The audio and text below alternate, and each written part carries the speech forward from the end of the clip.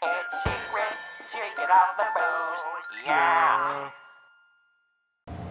How's it going, folks? Jimmy here again for another episode of Secret of the Booze, coming to you from Gleason's in Peekskill, New York.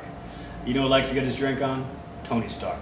Now we know it gets him into trouble, sure, but to honor that ironclad alcoholic we all know and love as Iron Man, we introduce you to the Mark VIII.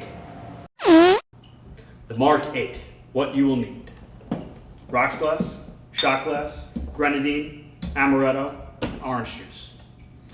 Take your shot glass, fill it up with orange, and your Amaretto, we're going to be using about 1.5 ounces.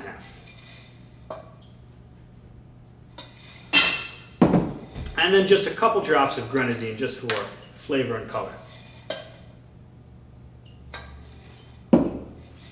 Add some ice.